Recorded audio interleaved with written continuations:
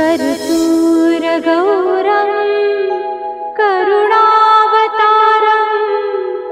संसारसारं भुजगेन्द्रहारं सदा वसन्तं हृदयारविन्दे भवं भवानी सहितं नमामि। दीपशिखा ऑनलाइन क्लासेज में आप सब परीक्षार्थियों का हार्दिक स्वागत है। आज हम आपके पाठ्यक्रम का एक नया अध्याय वर्ण विचार पर बात करेंगे। हमने विगत कक्षा में माहेश्वर सूत्रों के बारे में बात करी थी। उम्मीद है कि वो पूरी बात आपको समझ में आ गई। ठीक है, हमने देखा था कि चतुर्दश माहेश्वर सूत्राणी सूत्रों का विस्तृत विवेचन किया था। उसमें हमने ये देखा था कि अंतिम जो व्यंजन वर्ण है वो इत हैं, उनका हम लोप कर देते हैं।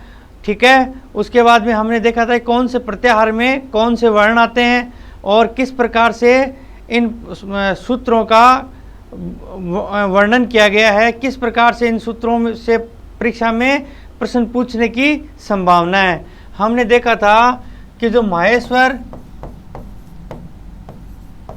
सूत्र हैं, माहेश्वर सूत्राणी, इनका एक पर्यायवाची शब्द भी है। आप ध्यान में रखेंगे इसको। अक्सर संभावना, कभी कभी परीक्षक इस शब्द का प्रयोग कर लेता है, तो आप इसको थोड़ा सा देख लें। उसके बाद में हमने हलंत्यम जाना था कि उपदेश में जो अंतिम व्यंजन होते हैं, अंतिम हलवर्ण होते हैं, उनकी संज्ञा होती है। लेकिन हमने एक विशिष्ट बात ये देखी थी कि छठे सूत्र में जो लण है उसमें भी अनुनासिक ए की संज्ञा हुई है। तो वहाँ अगर परीक्षक चाहे तो थोड़ा सा पूछ भी सकता है, इसलिए थोड़ा सा परिचय होना जरूरी है। उसमें लिखा हुआ है कि उपदेशे जनुनासिक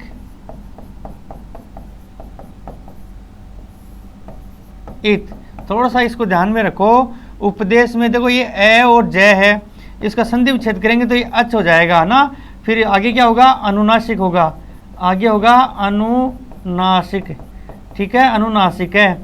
तो वो कह रहा है कि जो उपदेश में हलवर्ण व्यंजन है, तो यहाँ उपदेश में अच स्वर वर्ण है, वो भी इत संज्ञक है। तो थोड़ा सा इसको भी ध्यान में रखना। वो ऐसी लाइन दे करके रिक्त स्थान आपसे भरवा लेगा। ठीक है, तो ये सामान्य बातें थी जो आपके परीक्षा में इम्पोर्टेंट थी। इनके बारे में हमने डिटेल से डिस्कशन कर लिया।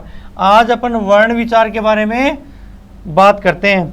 और वर्ण विचार की बात करें तो जो वर्ण हैं वो द्विधा, दो प्रकार के होते हैं। एक होता है स्वर वर्ण, एक क्या होता है? स्वर वर्ण। ठीक है ना। अब अगर स्वर वर्णों की बात करें तो सामान्य सी बात है कि इनको तीन प्रकार से बताया गया है ना। स्वर वर्णों के तीन भेद बताए गए हैं। कौन कौन से भेद हैं? एक तो है कालकृत, एक तो क्या है? कालकृत। और दूसरा क्या है? स्थानकृत विभेद। और तीसरा क्या है? नासिकाकृत। ये स्वर वर्णों के संस्कृत में तीन भेद हैं। इनके आधार पर अगर सारे स्वर वर्णों को जोड़ेंगे तो इनकी संख्या हो जाएगी टोटल 22। संस्कृत में स्वर वर्णित हैं, उनकी संख्या है 22। ये आज से आप ये ध्यान रखेंगे। अच्छा, वो कितने प्रकार के हैं? तो वो तीन प्रकार के हैं। वो काल के आधार पर, टाइम के आधार पर हैं, वो स्थान के आधार पर हैं, और वो नासिका के आधार पर हैं। इनको अपन डिटेल से समझते हैं कि किस प्रकार से ये सारी चीज़ें होती हैं। तो अपन हेडिंग देंगे स्वर वर्ण। अब सबसे पहले वर्गीकरण में हमने कहा था कालकृत, है ना। काल का मतलब समय, है ना। काल के समय तो क्या हो जाएगा? उच्चारण काल के आधार पर, उच्चारण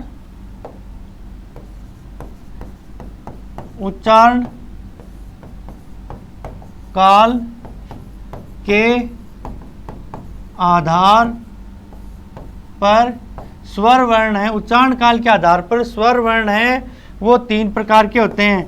एक तो हो गया ह्रस्व, आप जानते हो सब, और एक हो गया दीर्घ, और एक हो गया प्लुत।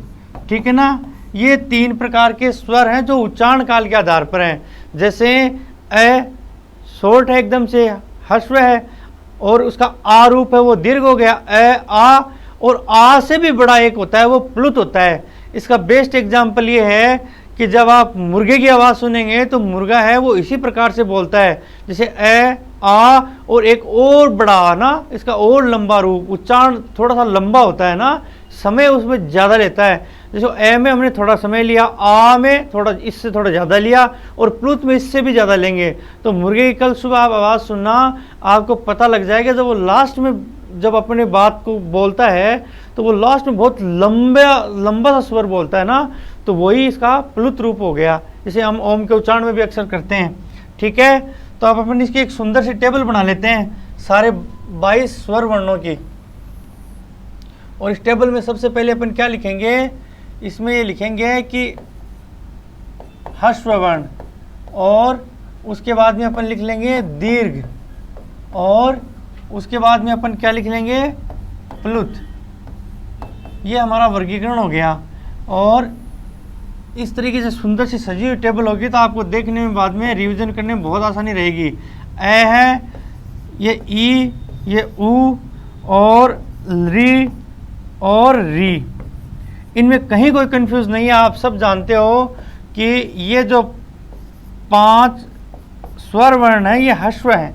ठीक है, अब अपन बात करें छठे की, तो ये हो गया दीर्घ, इसी का दीर्घ हो गया। ठीक है ना, और ये इसका दीर्घ हो गया, और ये इसका दीर्घ हो गया। ठीक है, यहाँ पर इंपॉर्टेंट बात ये याद रखनी है कि जो ये री है ना, इसका दीर्घ नहीं होता। इसको आप यहाँ ऐसे इसी टाइप पे लिखोगे, कई बार परीक्षा में आया है कि किस स्वर वर्ण का दीर्घ नहीं होता ना, कस्य स्वर वर्ण से दीर्घाभाव है, ऐसे लाइन मिलेगी आपको, है ना, कस्य स्वर वर्ण से दीर्घाभाव है, दीर्घ का अभाव है। तो ली है वो दीर्घ नहीं होता, वो क्या प्लुत होता है, वो क्या होता है, ह्रस्व होता है और प्लुत होता है। ये चिन्ह प्लुत का है, तो ये यहाँ पर आ प्लुत हो गया, ये बड़ी ई प्लुत हो गई, और ये ऊ प्लुत हो गया। ठीक है ना, उसके बाद में री का दीर्घ भी है और री का प्लुत भी है। ठीक है ना, तो इस प्रकार से अपने हो गए 9, 10, 11, 12, 13 और 14। यहाँ पर अपन ने 14 स्वर वर्णों का वर्णन कर लिया। चलो नेक्स्ट देखो और कौन कौन से बचे हैं। और अपना ह्रस्व यहाँ पर इसका नहीं होगा ए का, इसको दीर्घ में लिखो और इसको प्लुत में लिखो। ठीक है, फिर ये दीर्घ तो है ही है, इसका भी प्लुत रूप ये है। ठीक है, उसके बाद में ये ओ दीर्घ है और ये प्लुत है, फिर ये दीर्घ है और ये हो गया प्लुत हो गया।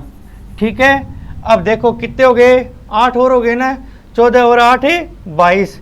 तो इस प्रकार से स्वर वर्ण है वो टोटल कितने हो गए, 22 हो गए। इसको आप रेट वालों को विशेष रूप से ध्यान रखना है।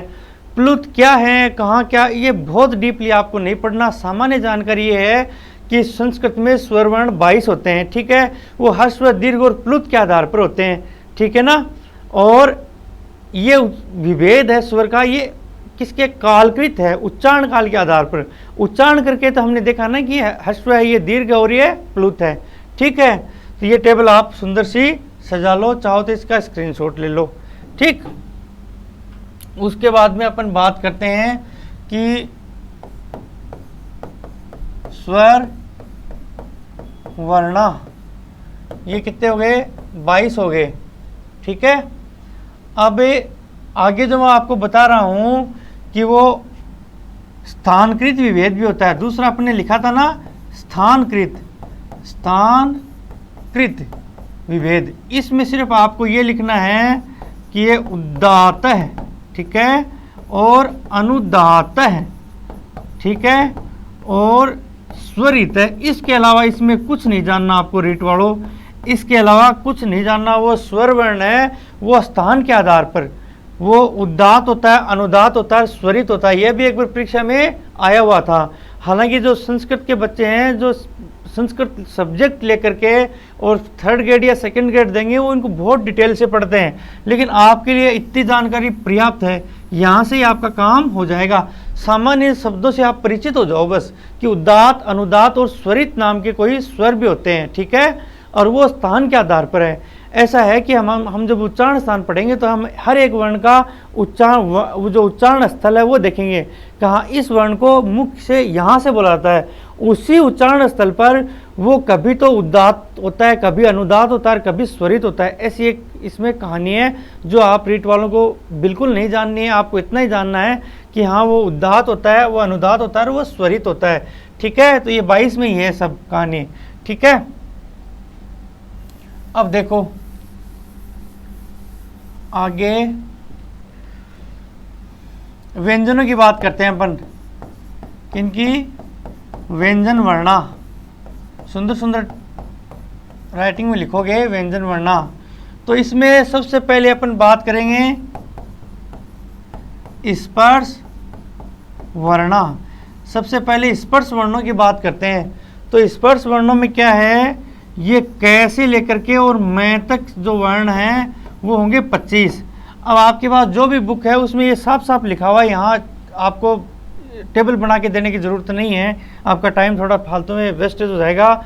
आप लिख लो इस प्रकार से, क, ख, ग, घ और ये अंग। ये जैसे 5 हुए हैं वैसे 5 इसके, 5 तय के, 5 टय के, पै के, है ना। ये पांचों वर्गों के आप 5-5 लिखोगे तो ये टोटल कितने हो जाएंगे, 25 हो जाएंगे। ये बात समझ में आ गई होगी। ये व्यंजन वर्णों की बात कर रहा हूँ मैं, स्पष्ट वर्ण है और ये 25 होते हैं। क के 5, क वर्ग के 5, च वर्ग के 5, ट वर्ग के 5, त वर्ग के 5 और प वर्ग के।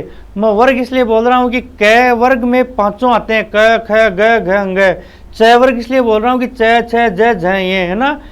इस प्रकार से ये 25-25 वर्ण हैं, इनकी एक टेबल यहीं पर बना लो, इनको बोलो कि ये स्पर्श वर्ण है। ये क्या है, स्पर्श वर्ण है। अभी मैं बताऊंगा आगे आपको कि इनको स्पर्श क्यों कहा गया है, ठीक है। तो अपन बात करें तो 22 तो वो स्वरवर्ण हो गए थे, है ना। अपन ने बात करी थी स्वर वर्ण, कितने हो गए, 22। और दूसरा क्या हो गया, व्यंजन। तो व्यंजनों में जो स्पर्श वर्ण है कितने हैं, वो 25 हैं, ठीक है। व्यंजन तो इसका मुख्य टाइटल है, आप ऐसे लिख लो, स्पर्श, स्पर्श वर्णा।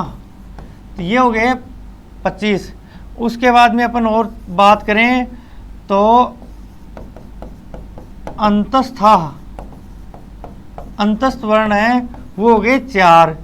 उसके बाद में अपन बात करें ऊष्म वर्णा, ऊष्म वर्णा, ये कितने हो गए, 4। तो ये टोटल कितने हो गए, 55। कितने हो गए, 55, समझ रहे हो ना। कितने हो गए, 47 और 51 4 55, है ना। ये 55 जो वर्ण हैं ये स्वर और क्या हो गए, व्यंजन हो गए। अब देखो स्पर्श वर्णों को स्पर्श वर्ण क्यों कहा गया ये बताऊं मैं आपको। ये इसका लॉजिक ये है कि जब अपन वर्ण का उच्चारण करते हैं तो जिस उच्चारण स्थान से अपनी जीभ छूती है ना, इन वर्णों के उच्चारण करने के लिए हमारी जीभ है वो कहीं न कहीं मुख में किसी न किसी भाग को छूती है ना। तो जीभ के छूने के कारण, स्पर्श करने के कारण इनको स्पर्श वर्णा कह दिया। जैसे क, ख, ग, ट, ठ, त, प, फ, है ना। तो इसमें क से लेकर के मैं तक के जो 25 वर्ण हैं इनमें या तो जीभ किसी न किसी जगह से छूती है, 2 ही जो अंग हैं उनका इसमें रोल है। एक तो है वो सॉरी जीवा, ऐसे लिख लो आप, जीवा, और दूसरा होठ। ये 2 ऑर्गन हैं, ये कहीं न कहीं मुख में स्पर्श करते हैं। जैसे हमने प बोला, प, फ, ब, भ, मैं, दोनों होठ एक दूसरे को छूते हैं, इसलिए छूने को कारण, स्पर्श करने के कारण इनको स्पर्श वर्ण बोल दिया। च में जीभ छूती है ना, ट में जीभ छूती है, त में छूती है, इसलिए सारे इन वर्णों के उच्चारण के समय हमारा या तो होठ या हमारी जीवा क्या करते हैं, ये स्पर्श करते हैं मुंह में किसी न किसी स्थान पर, इसलिए इनको क्या क्या कह दिया गया, स्पर्श वर्ण कह दिया गया। उसके बाद में अंतस्था, अंतस्था क्यों कहा गया, अंतस्था भैया इसलिए कहा गया इनको कि जब अपने माहेश्वर सूत्र पढ़े हैं तो माहेश्वर सूत्रों में इनका जो स्थान है ना वो स्वर वर्ण और व्यंजन वर्णों के बीच में है। अब जब माहेश्वर सूत्र आप खोल के देखोगे तो इनको मिडल जो स्थिति है ना, मध्य स्थिति, उसमें ये चारों वर्ण आपको मिलेंगे, ये र ल व, है ना। तो ये बीच की स्थिति में होने के कारण अंतः का शाब्दिक अर्थ है बीच और अस्तः का मतलब स्थित है, तो ये बीच में स्थित होने के कारण इनको अंतस्थय कह दिया। ऊष्म वर्ण ये भी 4 होते हैं, ठीक है ना। 4 कौन कौन से होते हैं, 4 देखो, ये अंतस्था में आपने लिखे नहीं, एक तो ये होता है, र होता है, ल होता है और वह होता है, ये 4 वर्ण अंतस्था है, अंतस्थ वर्ण है, क्योंकि इनकी स्थिति माहेश्वरी सूत्रों में बीच की है। उसके बाद में ऊष्म वर्णों में क्या है, श, श और है, ये जो 4 वर्ण है इनको ऊष्म वर्ण कहा गया है। इनको साहब ऊष्म वर्ण क्यों कहा गया कि इनके उच्चारण के समय वो जो हवा है वो घर्षण के साथ बाहर आती है, और जब हवा में घर्षण होगा तो वो गर्म हो जाएगी, है ना। और इसी गर्म हवा को अनुभव करके इनको टाइटल दिया गया, इनको शीर्षक दिया गया ऊष्म वर्ण, है ना। जैसे बोलो श, शंकर, शंकर, शंकर तो हवा घर्षण के साथ आई है ना, और जहाँ घर्षण है वहाँ पर ऊष्मा का होना तय है ना। इसी प्रकार षटकोण, षटकोण, स्कूल, स्कूल, है ना। तो तीनों में घर्षण है, इसलिए इनको क्या कहा गया, ऊष्म वर्ण कहा गया ना। आगे देखो और अपन बात करें तो 55 तो ये हो ही गए, 55। उसके बाद में एक हो गया अनुस्वार, एक हो गया अनुस्वार, आप सब जानते हैं अनुस्वार, अगर नहीं जानते तो कमेंट बॉक्स में लिखो। एक हो गया विसर्ग, एक क्या हो गया, विसर्ग हो गया, ठीक है। एक संस्कृत जगत में जीवामूल्य, जीवामूल्य 01, एक हो गया उपदमानीय, ये भी एक है, तो ये कितने हो गए, 4 हो गए, तो 59 हो गए ना, ठीक है। ये 59 वर्णों के बारे में अपने ठीक से बात कर ली। जब अपन उच्चारण स्थान पढ़ेंगे तो ये जीवामूल्य उपदमानीय को ठीक से डिटेल से डिस्कस कर लेंगे। आप तो अभी टेबल बना लो सुंदर से। 59 हो गए, है ना, 59। अब अपन और क्या करें, एक होता है दु है, स्पृष्ट है, ये आपके लौकिक जगत का नहीं है, वैदिक जगत का है, और एक लिख लो। ये क्या है, आपके सामान्य बच्चों के काम की चीज़ नहीं है, बस आपको प्रारंभिक जानकारी रखनी है। ये लय होता है, लय, ये लय होता है, ऐसा वेदों में वर्णित है ना, लय। तो ये लय होता है, इसकी संख्या 1 है, तो ये हो गया 60, है ना, 60। और यम वर्ण है, कितने हैं, यम वर्ण हो गए 4, तो ऐसे करके 64, है ना, चतुष्षष्टि। ये 64 वर्ण है जो कि संस्कृत साहित्य में, संस्कृत व्याकरण में वर्णित है ना। आपको इनके बारे में बिल्कुल भी चिंता नहीं करनी है। सामान्य जो बच्चे हैं अदर सब्जेक्ट के, वो तो सिर्फ इस विहंगम दृश्य का रसास्वादन करेंगे और एक सामान्य सी जानकारी रखेंगे कि जी 22 स्वर होते हैं, है ना, स्पर्श वर्ण 25 होते हैं, अंतस्थ हैं वो 4 होते हैं, ऊष्म भी 4 होते हैं, और अनुस्वार 1 है, विसर्ग है, जीवामूल्य भी है, उपदमानीय भी है ना।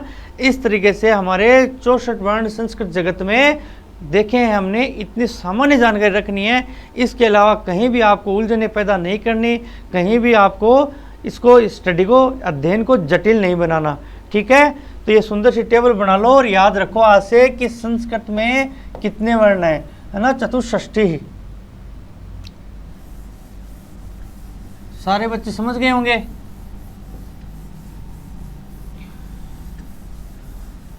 अब हम इसमें वर्ण विचार में अगर प्रश्नों की बात करें तो प्रश्न सामान्य से आएगा। आपको स्वर वर्ण के बारे में पूछे तो वो 22 भी पूछ सकता है और वो 13 भी पूछ सकता है ना। अगर वो 22 पूछता है तो ये मान लो कि वो बड़ा संस्कृतज्ञ है, और अगर वो सामान्य सा प्रश्न आता है तो वो 13 ही पूछ सकते हैं, वहाँ पर वो प्लूथ हटा सकते हैं ना। वो मान लेते हैं कि हाँ सामान्य बच्चे हैं, रीट में इनको प्रारंभिक ही ज्ञान है इन चीज़ों का, तो वो 13 पूछ सकते हैं। तो आपको घबराना नहीं है, आपको 22 और 13 दोनों ऑप्शन एक साथ किसी भी हाल में नहीं मिलेंगे। अंतस्तों के बारे में आपको मैंने बता ही दिया, ऊष्म वर्णों के बारे में आपको बता ही दिया। ये सामान्य जानकारी, मुझे ऐसी उम्मीद है कि इस क्लास को देखते देखते ये आपको हो गई होगी और ये चीज़ें अस्थायी रूप से आपको याद हो गई होंगी। ठीक है, तो अपन अब नेक्स्ट क्लास में, अगली क्लास में उच्चारण स्थानों के बारे में बात करेंगे कि कौन से वर्ण का कौन सा उच्चारण स्थान है ना, और उसमें क्या क्या खास बातें हैं, क्या विशेष बातें हैं। उच्चारण स्थान के 3 जो प्रश्न अपेक्षित हैं वो तीनों आपको वीडियो देखने के साथ ही तैयार हो जाएगा। ठीक है ना, तो आप कल सुबह फिर क्लास को अटेंड करेंगे और इस संस्कृत जगत में जो अन्य बच्चे आए हैं वो पूरा आनंद लेंगे, मैं ऐसी उम्मीद करता हूँ। इन्हीं सरल सरल बातों के साथ मैं महिपाल स्वामी, धन्यवाद।